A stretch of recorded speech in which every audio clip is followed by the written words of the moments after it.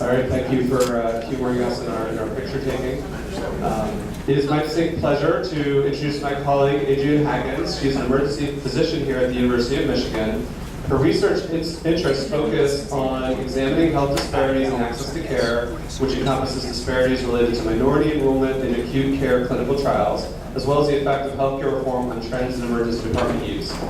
She anticipates that applying qualitative and quantitative methods to explore variation in minority approval processes will inform actionable interventions geared to engage underrepresented trial participants and research practices related to acute care research. Without further ado, Adrianne. So thank you for the opportunity to speak to you this morning. Can you hear me okay? No. No? Okay. Is that better? No.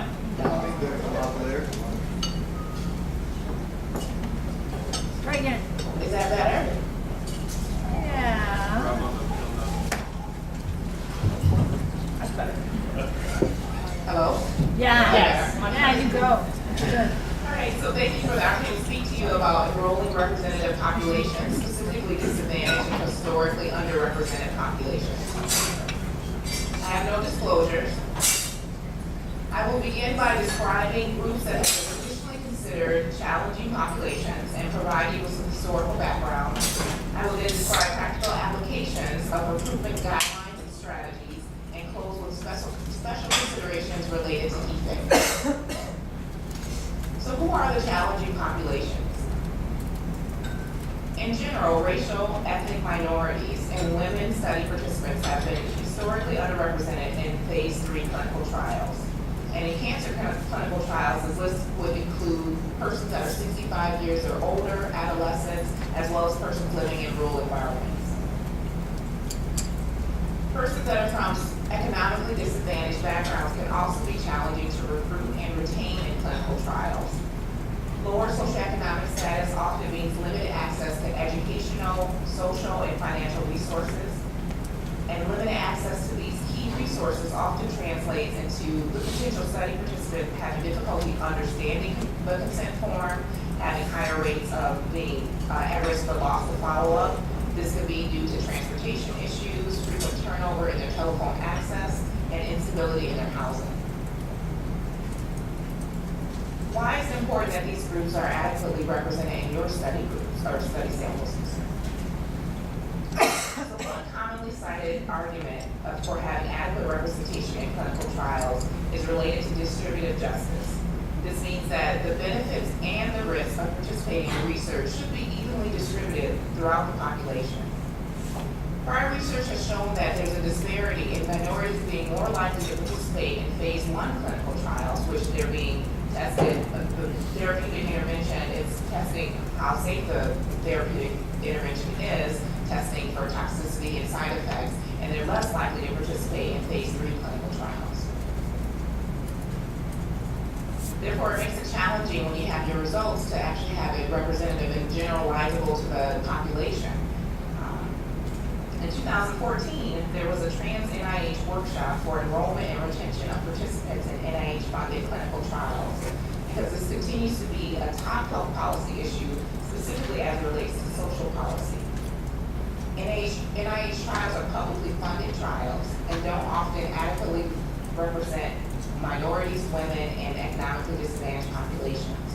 And this meeting brought together a breadth of research in order to try to really distill down what are the strategies that have proven successful in meeting minority and gender recruitment goals. Next, I'd like to highlight some aspects of the U.S. history that are thought to play a role in why we see these recruitment challenges even still today. So this is an example of an ad targeting African American males for a study that will provide free blood tests and treatment. The Tuskegee study of untreated syphilis in the Negro male was a 40-year experiment conducted by U.S. researchers from the Public Health Service they also worked with the Tuskegee Institute, a historically black college, and they wanted to study the natural history of syphilis. Interestingly, the study was originally proposed to examine the hypothesis that syphilis was somehow different in African Americans, and they wanted to demonstrate that there was a difference, and therefore if they demonstrated that, they could say, well, there needs to be a program that's dedicated to the treatment of African Americans. According to the CDC, the study was initially projected to go for 6 months, but it continued from 1932 to 1972. Penicillin became the gold standard for syphilis treatment in 1947. However, this wasn't offered to the men. Instead, the affected men were monitored for progression of disease. The issue with this example is that the men were led to believe that they were being treated for their bad blood, but they weren't. Similarly, the U.S. Public Health Service conducted a syphilis experiment in Guatemala. I'm not sure how many people are familiar with this story. And this was from 1946 to 1948, where doctors infected soldiers by using infected prostitutes and directly infected 700 prisoners and mental health patients with syphilis and other sexually transmitted infections. The purpose of this study was a little bit different than the Tuskegee study. These subjects were actually provided with penicillin because the study was designed to examine the effectiveness of penicillin in treating and preventing syphilis infections. However, this is an example of vulnerable populations who were in prison or had mental health problems that were engaged in the trial without any informed consent. And the study reportedly resulted in 83 deaths. Another important but maybe less well-known example is that of Henrietta Lacks. There was a book that recently came out in the last couple of years in regards to her story. She was an African-American woman in her early 30s that went to Johns Hopkins for care. She was evaluated by a physician and had some cells removed from her cervix. She was subsequently diagnosed with cervical cancer, and that's what eventually took her life. At this time in history, in the early 1930s, scientists weren't able to successfully replicate cells, and Henrietta's cervical cells were noted to replicate within 24 hours and became known as the first immortal human cells grown in the laboratory. Since 1951, these HeLa cells have played an integral role in scientific discovery and have been replicated millions, if not billions, of times for study. And they've been used in experimental testing for vaccines, chemotherapy, gene mapping, and cloning. Her cells can be found around the world in cell culture labs and have been used to develop therapies for herpes, leukemia, Parkinson's disease, and other conditions. However, these cells were taken from Henrietta's Lacks cervix and reportedly replicated without her or her family's permission and profited off of without any compensation to her family. And there's also an article that was published in the New York Times that reported that scientists also began experiments in Henrietta's children without their knowledge in an effort to learn more about these Henrietta cells. So I show you these examples, these 3 historical examples, because these instances have shaped how researchers interact with research participants, particularly by highlighting the importance of increasing transparency around the informed consent process. These stories have also had a lasting legacy on the public's perception of research and researchers, particularly in the minority and disadvantaged communities, because these aren't urban legends. During the Trans-NIH Workshop, they discussed a population poll that was conducted in 2013 by Research America. This is a nonprofit organization where they explored lack of trust as a barrier to participation in clinical trials. They stated that fewer than 10% of the American population participates in clinical trials, and asked which of the following do you think is the reason that individuals don't participate? As you can see, for each racial and ethnic category, greater than 50% of the group polled reported lack of trust as a reason. For many, mistrust is real, particularly because of stories such as the ones I highlighted. In a prior study of African American patients and their reasons for participating in a stroke prevention trial, one of the common reasons for not enrolling was the fear of being a guinea pig. These examples highlight that another example of mistrust, but there are several factors that tend to contribute to difficulties in recruiting racial and ethnic minority populations. Recognition that the lack of participation in clinical trials by racial and ethnic minorities and women limits the application of research findings led to several reports in the mid to late 80s. The National Institute of Health created the NIH Revitalization Act in 1993 as a way to improve racial, ethnic, and gender makeup of clinical trial samples. There are two main objectives. Inclusion, specifically outlining the importance of appropriate representation of women and racial and ethnic minorities in clinical trials. And it also emphasized the importance of reporting outcomes by race, ethnicity, and gender. One of my colleagues, I'm not sure if he is talking this year, but Jim Berg did a study where he looked at enrollment in NINDS trials from 1985 to 2008. And he looked at the reporting of race, ethnicity throughout these trials and the proportions of minorities enrolled in the trial. He found that African American race-specific data was present in approximately 3/4 of the trials, but less than 1/4 of these trials had Hispanic ethnicity documented. This makes it hard to draw conclusions about whether differences exist by race or ethnicity when the data is not reported. These guidelines were created to ensure that NIH-funded clinical research, particularly phase 3 clinical trials, empirically tested for differential responses. These guidelines stipulated that clinical research must be conducted in a manner that sufficiently allows for testing among diverse sexes or genders and racial and ethnic groups. It applies to all grants and cooperative agreements and clinical research, which is defined as patient-oriented research, which includes research conducted on human subjects or material of human origin, for which the investigator directly interacts with human subjects. Specifically, mechanisms of human disease, therapeutic interventions, clinical trials, new technology, epidemiologic and behavioral studies, as well as outcomes and health services research. It's basically everything that involves human subjects, except for in vitro studies where human tissues can't be linked to the living individual. In 2000 and 2001, based on feedback from clinical investigators, there were revisions made to the NIH policy in an attempt to better clarify the guidelines and NIH expectations. So when does it not apply? These inclusion guidelines do not apply if there's a clear and compelling evidence that establishes to the satisfaction of the relevant institute or center director that inclusion is inappropriate with respect to the health of the subject or the purpose of the research. So next, I'd like to talk to you about how you can begin practically applying these guidelines to your own work. So what is considered appropriate? It really depends on your research question. The first step, you have to decide whether you expect there to be a clinically important difference by race or ethnicity or gender can be inserted there as well.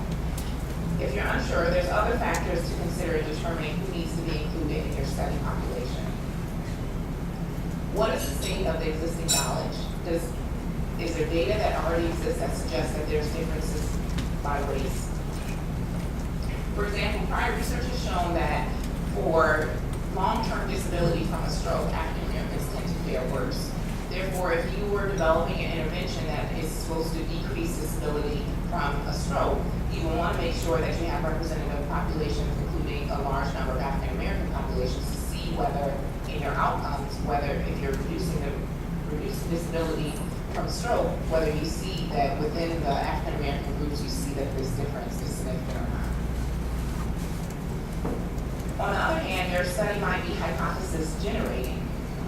For example, as an emergency medicine researcher, I'm interested in whether the enrollment process for acute care clinical trials in the emergency department leads to decreased rates of participation among minority groups.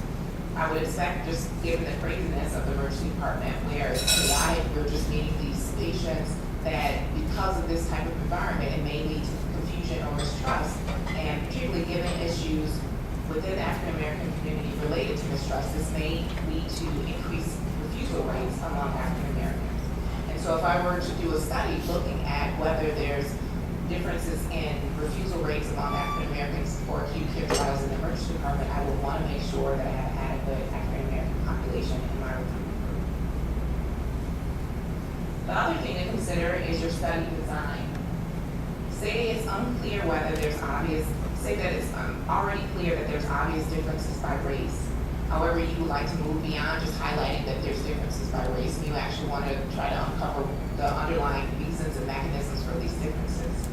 You still want to make sure that you have a representative minority population, but given that you're looking at additional predictors, you want to make sure that you have even a larger sample of minorities in your study sample in order to make sure that you can examine differences by race along with the other variables of interest.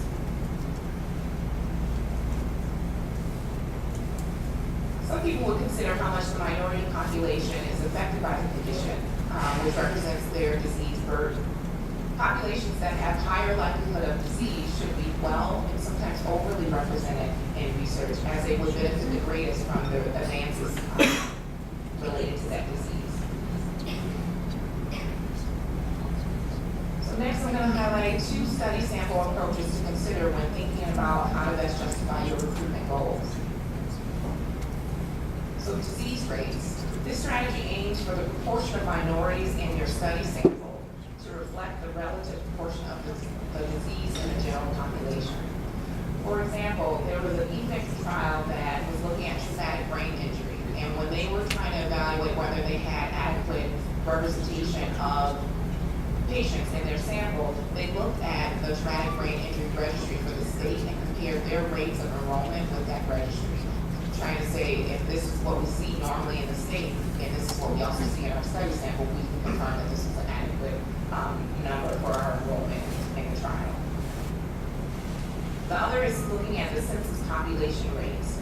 So if there's no racial or ethnic differences in the prevalence of outcomes or the prevalence of the disease, then it's appropriate that the proportion of minorities that you would enroll in your trial should be equivalent or comparable to the proportion that they are in the population. After deciding on your study design and your target sample, there are other factors that are associated with willingness to participate in research and achieving a representative sample. And these relate to the participant, the research staff, and the study design. So beyond concerns related to distrust, there's other participant factors that decrease willingness to participate in research, such as literacy and numeracy, prior experience with healthcare and health providers, which of course is going to affect trust, as well as the sort of trust in the institution as well. Transportation issues, the mobility of the patient, family opinions about participation in the trial, financial concerns, and their awareness or lack of awareness.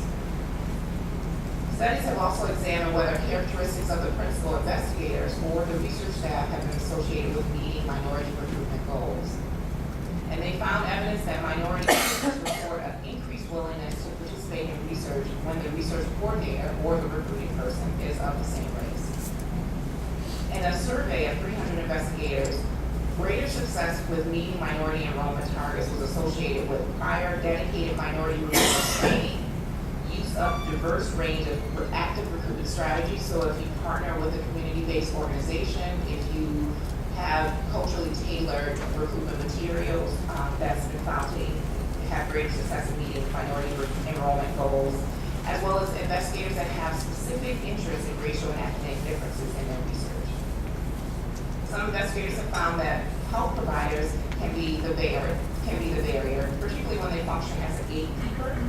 In this role, they may be reluctant to advertise or refer racial or ethnic minorities or patients that are socially disadvantaged to different trial opportunities because they may feel, oh, they're unwilling to participate, so I'm not going to tell them about it. Or they may feel, oh, I'm trying to protect my patient from being experimented on, and therefore I'm not going to refer them to the trial. However, this paternalistic approach doesn't really give much respect to the patient. It doesn't give them the knowledge that they need to make that decision on their own. Lastly, the study design itself can be a barrier to achieving representative enrollment.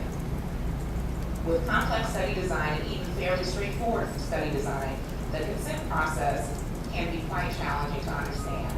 Prior research has shown that difficulties understanding the study and what's expected can lead to confusion, mistrust, and frustration, and result in declining participation.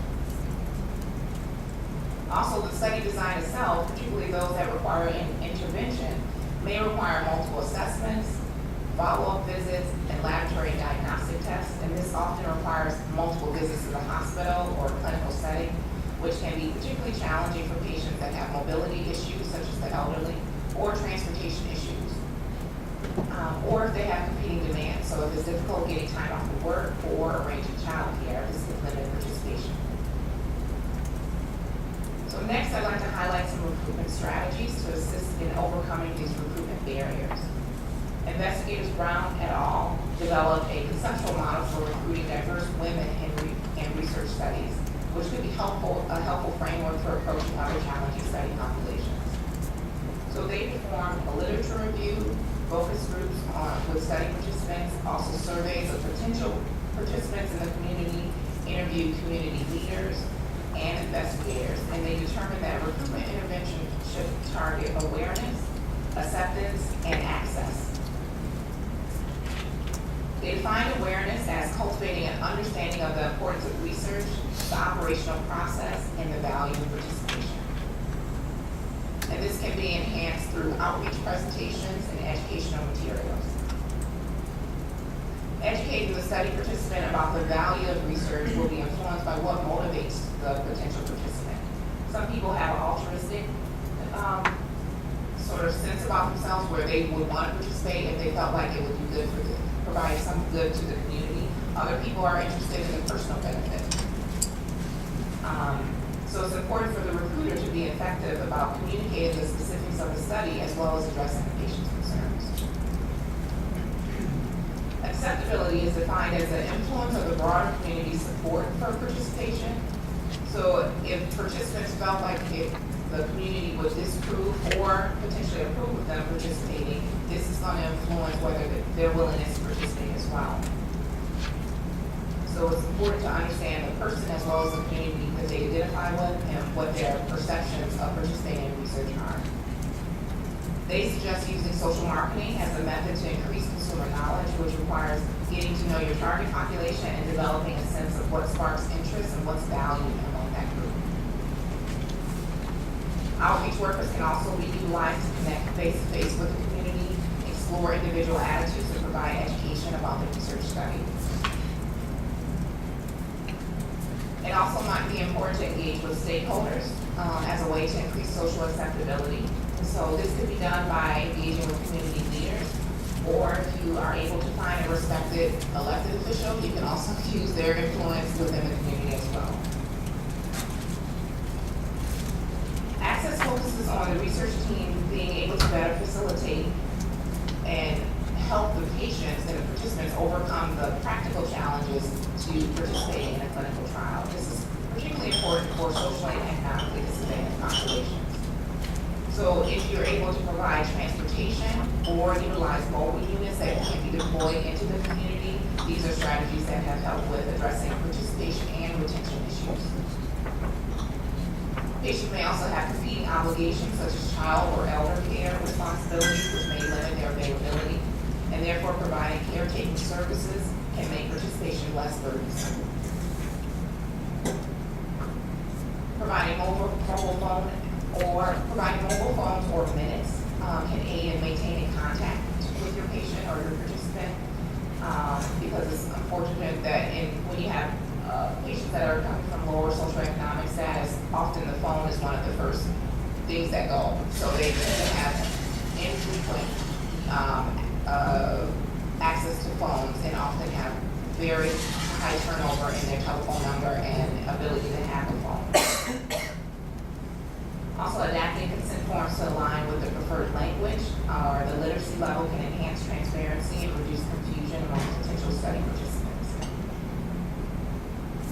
So I just want to share with you an example of a case study which highlights a strategic approach that was very deliberate with these investigators in this project called the Handles Project, Healthy Aging and Neighborhood of Diversity Across Lifespan Study.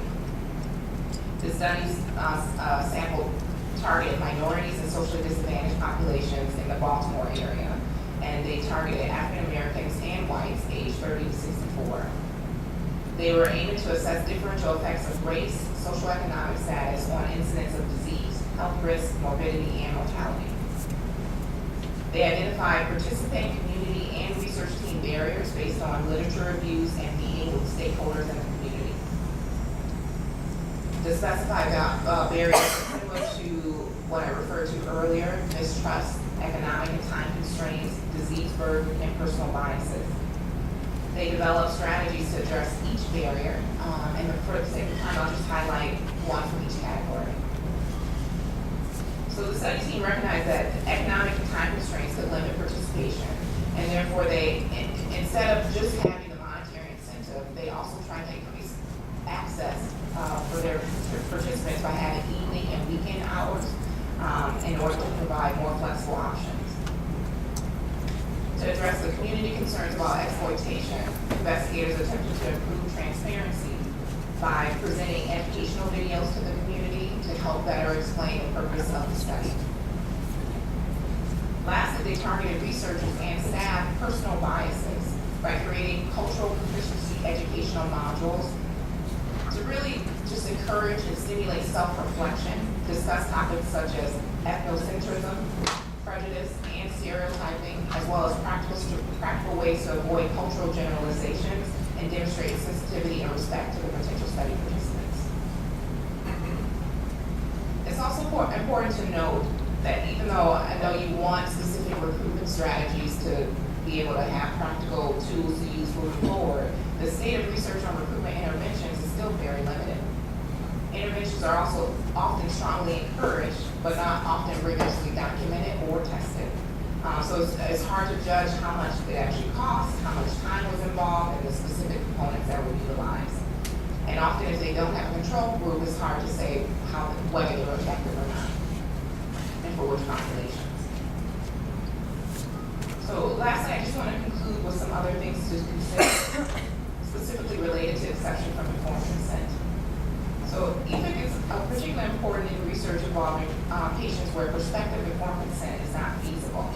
So this often is utilized if you have patients that are presenting that are unconscious and you have a time-sensitive window where if you were to delay the intervention, it could be harmful for the patient. And so if you can't get the prospective informed consent, EFIC is often utilized. So these are patients that may come in with epilepsy, traumatic brain injury, or cardiac arrest. Usually, as part of the EFIC process, there is often a community consultation component to it. However, you have to recognize that there still could be that potential fear because of this different study design. And this fear may be particularly prominent in socially and economically vulnerable populations or institutions serving these populations, such as research, usually where research institutions are located. This is just an example of an article in the Seattle Times in 2014, which highlights this persistent wariness that people may have in regards to EFIC research. This is another local example from the Detroit Free Press, where this was an EFIC trial for trauma patients where they were being provided with a blood substitute. And this is a similar article that was highlighted in the San Diego area, where this area that's south of I-8 is a minority community. So the reporters sort of either highlighted that there was concerns among the members of this community or just sort of increasing awareness that there's a project or a study that's going on in this area that feels like it's targeting minority communities. And then also highlighting bad blood, which is a term that was often used when referring to syphilis in the 1940s. So this sort of stirs up that fear that there may be experimentation going on that's disproportionately targeting minority communities. So in conclusion, increasing clinical trial participation requires improved acceptability, building trust, and creating opportunities to participate in a more patient-centered way for the general population as well as for historically challenging populations. So moving forward, it will be important to incorporate not only innovative recruitment strategies to reduce barriers, but also to increase awareness about the importance of participating in clinical trials. However, these recruitment strategies must also be rigorously documented and tested to better gauge the effectiveness as well as the time commitment and cost of these interventions.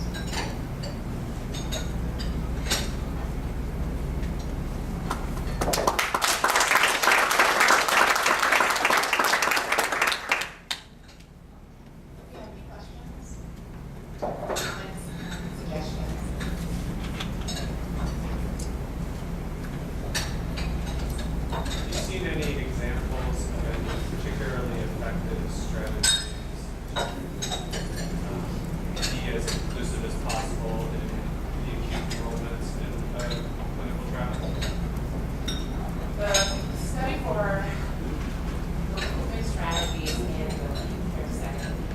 where the research that I looked at had a comparable type of environment with more so related to cancer trials where you have this sort of devastating diagnosis, learning all this information. However, if we were to actually apply to the emergency department, I'm not sure if it would directly apply, given that when you often have a cancer diagnosis, you still have this long-term relationship with that oncologist. So I think the sort of lack of research in the emergency setting, other sort of acute care setting, is still needed because the ability to sort of transfer the existing knowledge, I'm not sure if it's going to be as helpful in our work setting.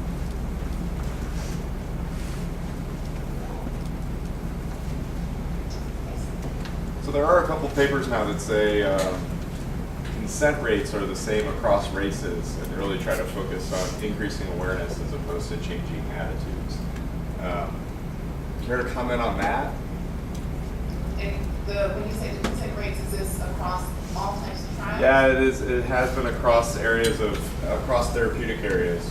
I'll say I disagree with those papers, and I think your talk strongly disagrees with those papers. But there are people who are saying that, the real barrier here is just awareness, and that if we can simply increase awareness, we'll increase participation rates among various racial and ethnic groups.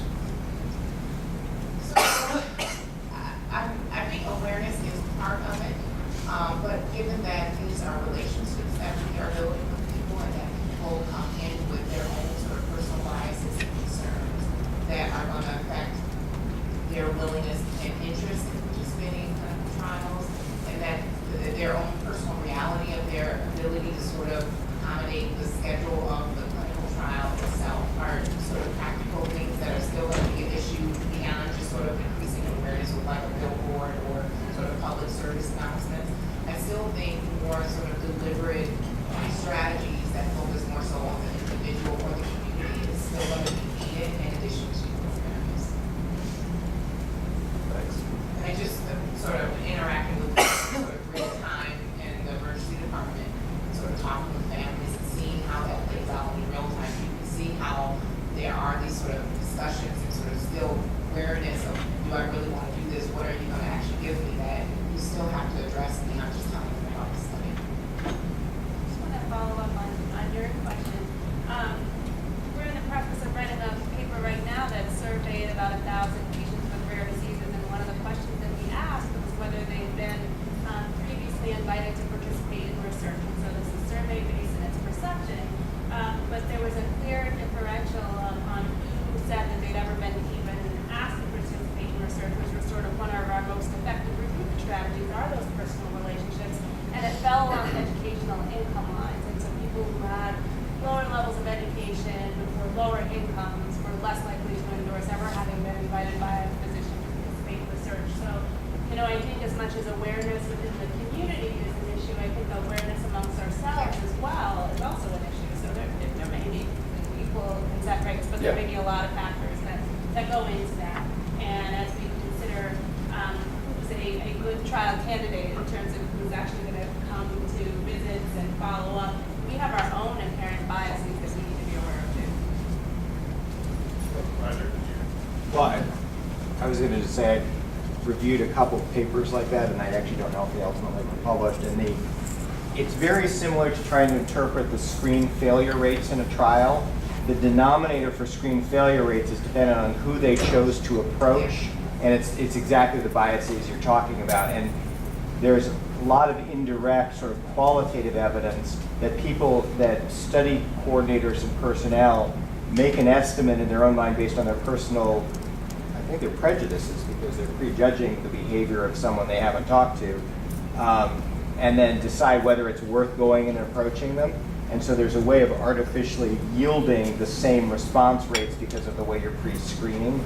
And if we're really going to understand these sort of systematic things, we're going to have to come up with a way of identifying, say through EHRs, everybody who met the basic inclusion criteria, so we know who the denominator is of the population we should be approaching, and then understand our success rates and what the barriers are to equal participation in the trials.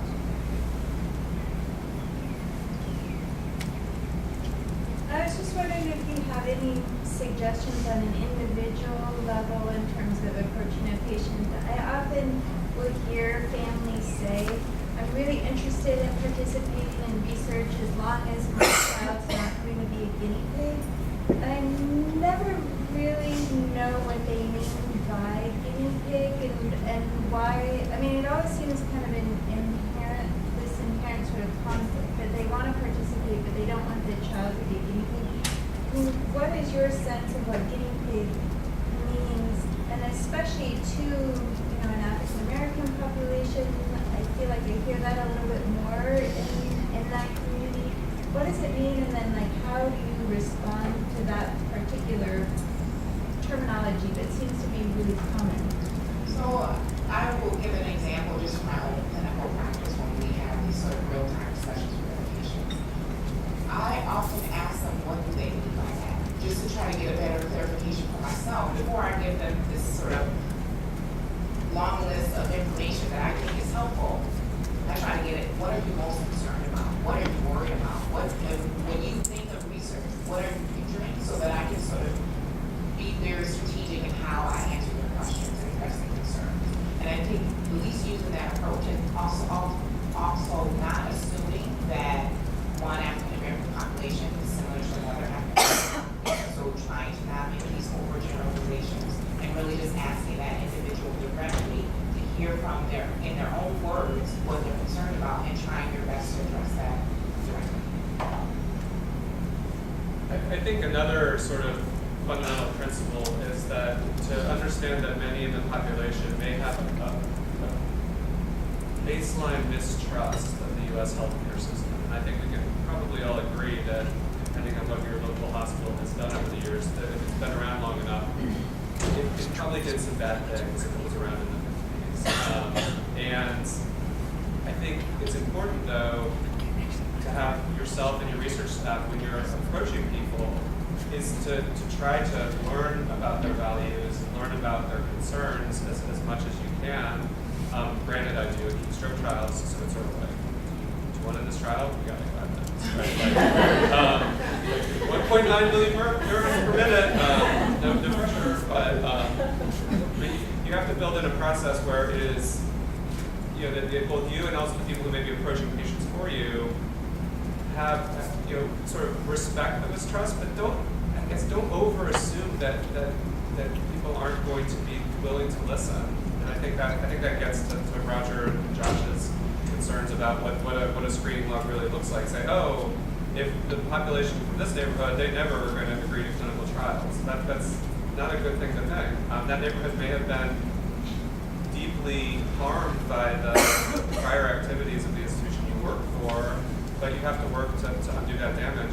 And not everybody in the general population knows about the protections. But again, I think in the future, we may look at this era and think that there are new protections we have to have put in place in the future. And I think doing everything you can to understand people's values and sort of explain what the purpose of research is in as unthreatening a way as possible to say, when I do acute stroke trials and talk about it, it's like some people in Cincinnati and Detroit and several other cities in the 1990s, early 1990s, participated in a trial where we learned about this. Before those people volunteered for that trial, we didn't have anything we did for people. This is similar. We think we can do something that's better than that treatment, and we're trying to look for new things, but I wouldn't be able to offer you anything right now if people like you hadn't volunteered for these trials in the past. So